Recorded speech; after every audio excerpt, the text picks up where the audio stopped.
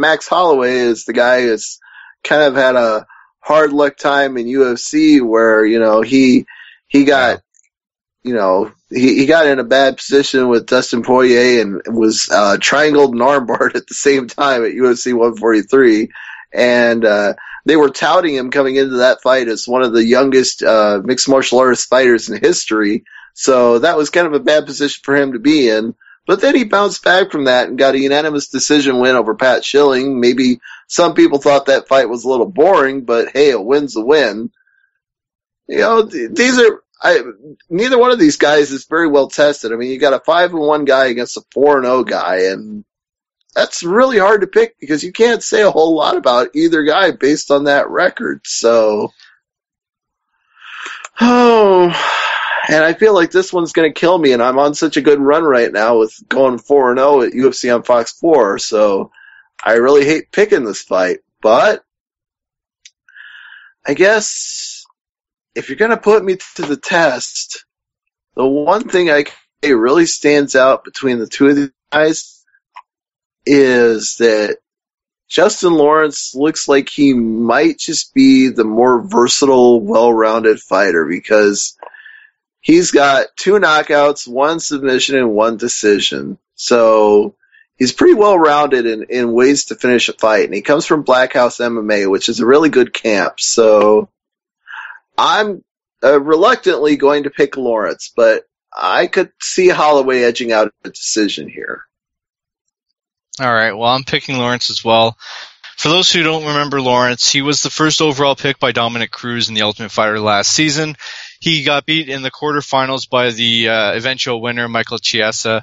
And, he's a very good wrestler. He's also dabbled in kickboxing and has won the Golden Gloves boxing title for St. Louis twice. So he can box, he can kick, and he's already got 2 bonuses at UFC level. So, I don't think Holloway's not going to take this fight lightly, but Lawrence is just too much on a roll right now. I'm going to pick Lawrence. What about you there, Kev? I'll go with Lawrence as well. All right. This one should be interesting as Yushin Thunder Okami fights Buddy Roberts. I'm going to go first. I'm not sure if this is going to be an upset or not, but I'm going to say Buddy Roberts. Stevie?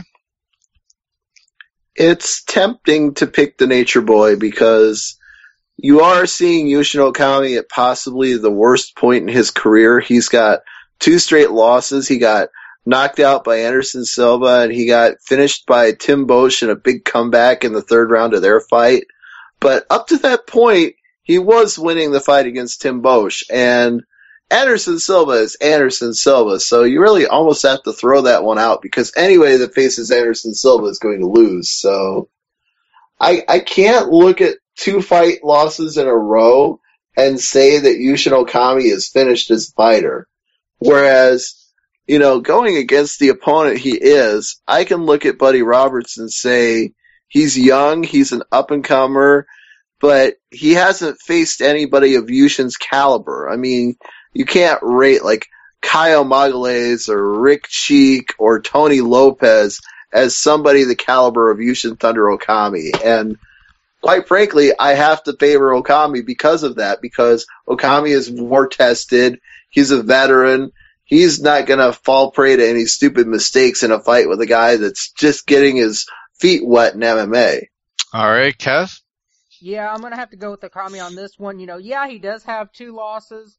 He did get upset by Tim Bosch in that last fight, but he is the more experienced fighter coming into here.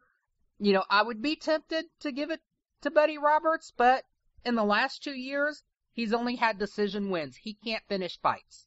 I'm actually going to go for Ed Herman in this fight. What about you, Stevie? Yeah, this is personal bias here. This has nothing to do with actual fighting, but we had him as a guest, and he was a very nice guy, so I'm going with short fuse. Kev? You're going to go with them based on an interview? Yeah, I'm admitting that this is not a smart pick. I'm just picking based on the fact that I like him. Well, you know what? I'm going to go with Herman too, and I'm going to go on the smart pick, and here's why. Since 2010, Jake Shields is 3-2. In the UFC, he is 1-2. He's not put on a very impressive performance since he's got here. He had eke out a decision win over Yoshihiro Akiyama. Ed Herman has just been rolling through, though. He's gotten consistent wins. Submission win over Clifford Starks, submission win over Kyle Noak, TKO over Tim Credur. He took a TKO loss to Aaron Simpson only because he had a knee injury. So Big Ed Herman's rolling through. That's who I'll pick in this fight. Well, I certainly hope that's the case because I want to see him get another big win. All right, well, let's go to the semi-main event, and one of Stevie's favorite fighters, Donald the Cowboy Cerrone, fights Melvin Gillard. Geez, two of Stevie's favorites here.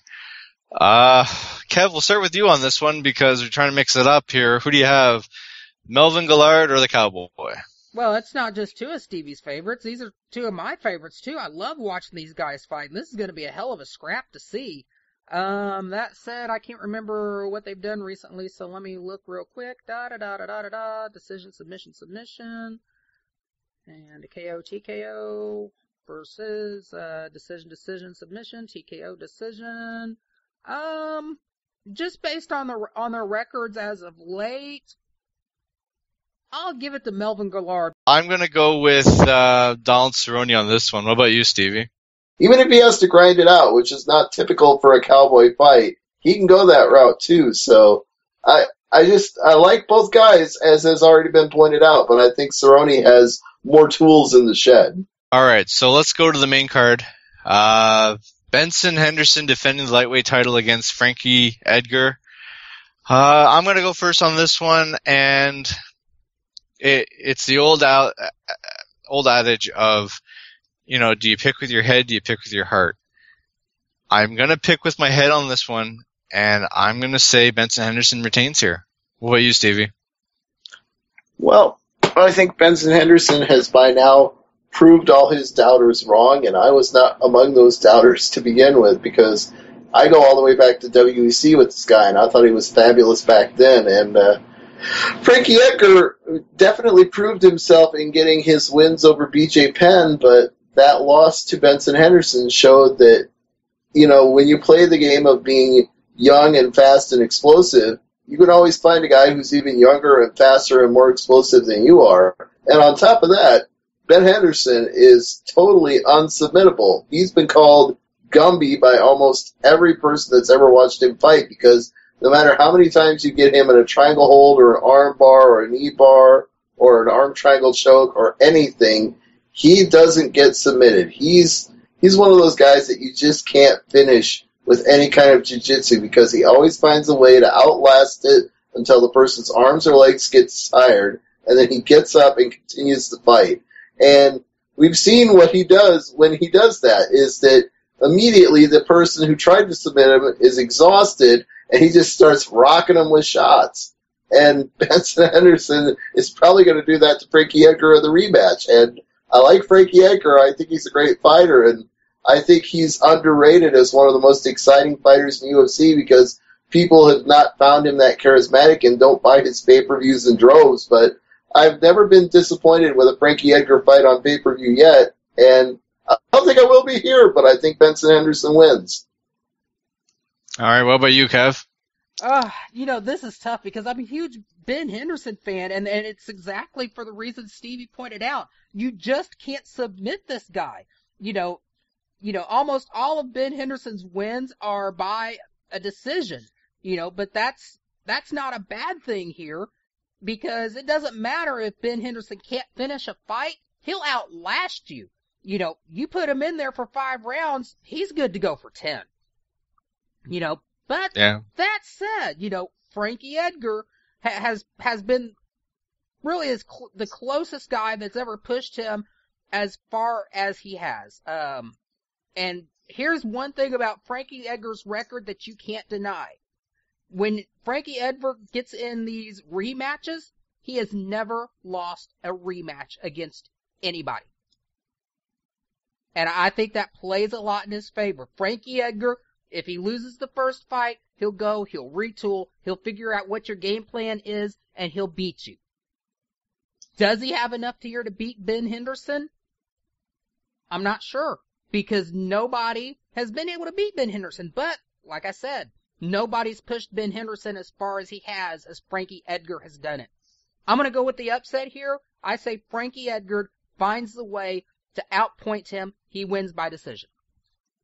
Yeah, it'll be definitely a big fight, and I mean, I'm not sure if this has the appeal to the casual fan as it does the hardcores. Hardcores are salivating over this one because it's going to be a great fight. But does it have that crossover appeal for the casual fan to watch it and have a huge buy rate? I don't think it does. No, and it's unfortunate because you're going to have these cards every now and then where it's only going to do 150 to 250 on pay-per-view, but it's one of those ones where every single person who didn't buy it is going to be kicking themselves on Sunday morning because they missed out on 5 great fights.